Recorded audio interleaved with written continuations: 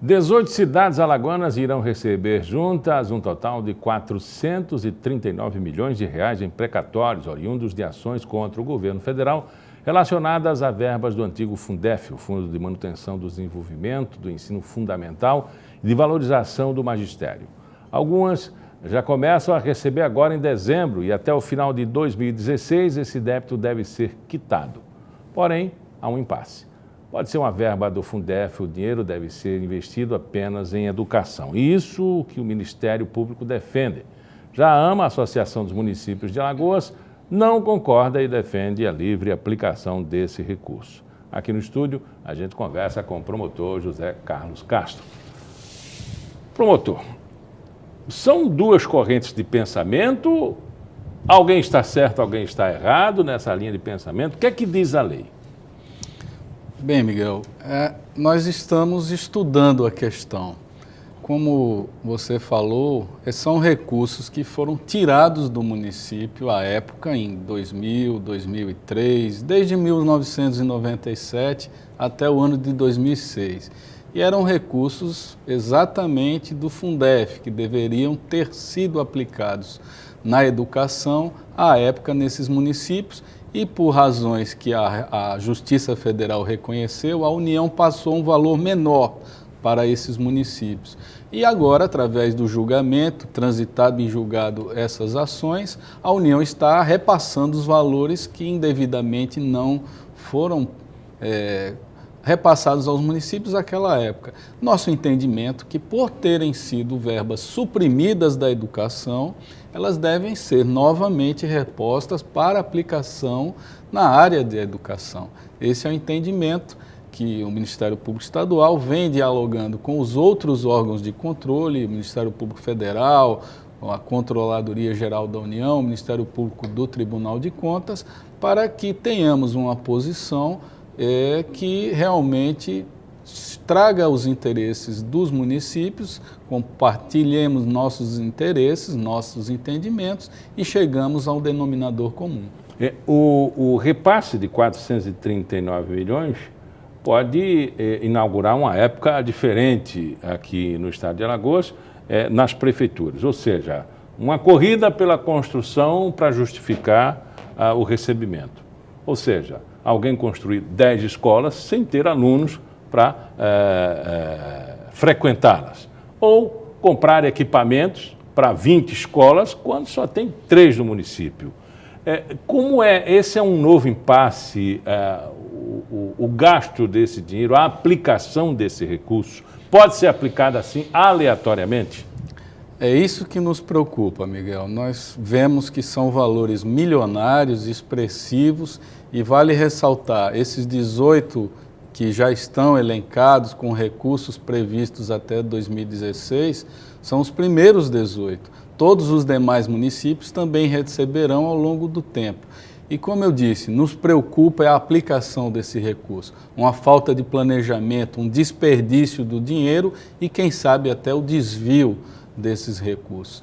Então, nós estaremos dialogando com os municípios para cobrar deles, sobretudo, planejamento, transparência e uma boa aplicação do dinheiro. O posicionamento já antecipado de uma associação, né, que rege os municípios ou que coordena os municípios, me parece preocupante, né, entender de outra forma a aplicação desse recurso oriundo do Fundef. Se essa orientação chegar aos municípios, poderá haver um embate jurídico antes mesmo da aplicação? Sim, é possível. Não é uma lei que estabelece essa regulamentação. Existem entendimentos jurisprudenciais em ambos os sentidos.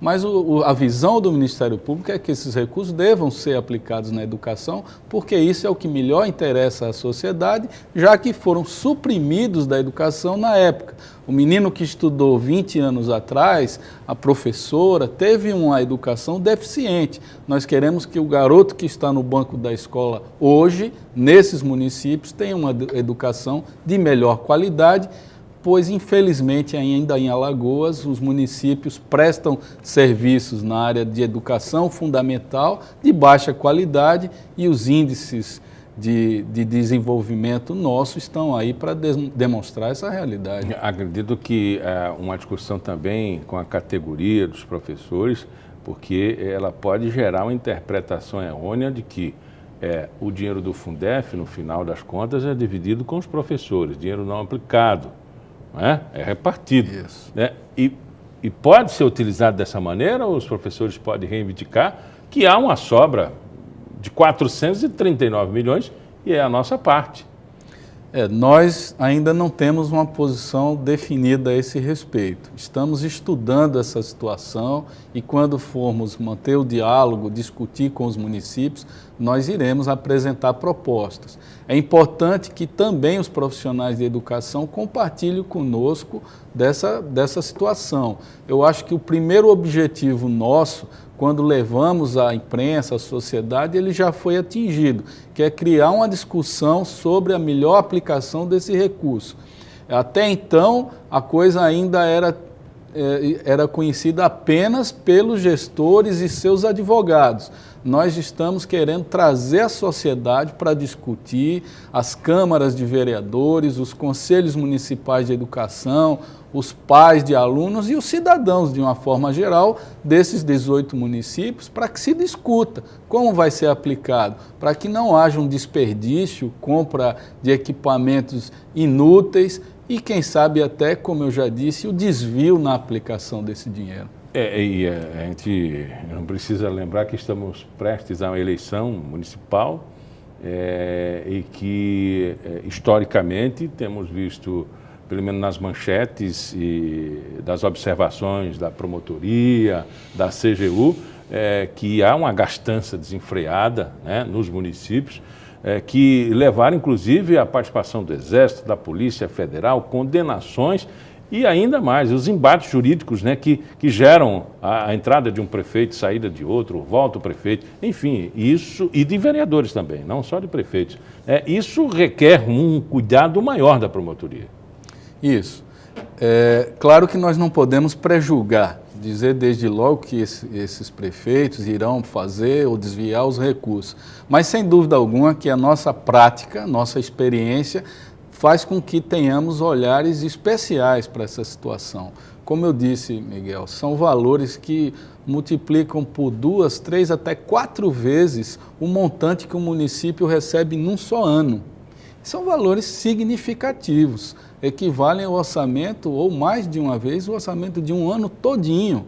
E se não for aplicado com responsabilidade, com critério, ele, infelizmente, irá parar em mãos erradas. A promotoria pensa num termo de ajuste de conduta, ou seja, que os valores que ultrapassem o orçamento anual, eles devem ser aplicados no ano vindouro, nos próximos anos? Sim, haverá um trabalho integrado, Ministério Público Estadual, Ministério Público Federal num primeiro momento, já que os recursos são oriundos da União, Ministério Público do Tribunal de Contas, Controladoria, nós iremos sim atuar de forma integrada com uma fiscalização especial nesses municípios. Valores são expressivos, merecem uma atenção diferenciada para que efetivamente aquela comunidade se beneficie desses valores e possa ter uma qualidade de vida melhor. Vale lembrar que os percentuais de aplicação em educação e saúde eles devem ser respeitados, mas não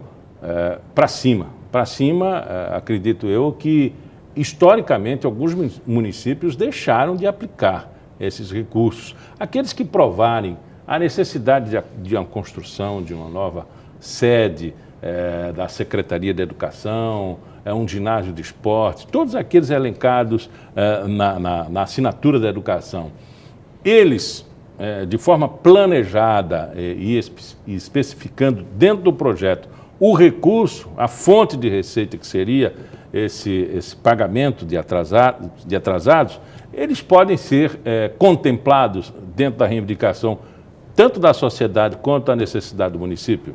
Sim, eu penso que essa é a nossa ideia inicial, que haja realmente um planejamento, que haja um critério técnico baseado nas efetivas necessidades dessas cidades, desses municípios, e de forma que aquelas cenas vexatórias de escolas que não têm banheiro, não têm carteira, crianças transportadas em pau de arara, isso nós possamos modificar de alguma maneira.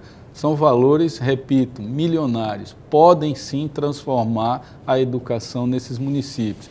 E eu conclamo a sociedade de todos esses municípios para que ajudem os órgãos de fiscalização, porque só esses órgãos não conseguem ter olhos suficientes para esse tamanha empreitada que será a fiscalização desses recursos. Conversamos com o promotor José Carlos Castro. Muito obrigado pela entrevista. Eu que agradeço, estamos à disposição. Pauta Especial fica por aqui, mas a gente volta amanhã às 11h30, com reprise às 7 da noite. Até lá.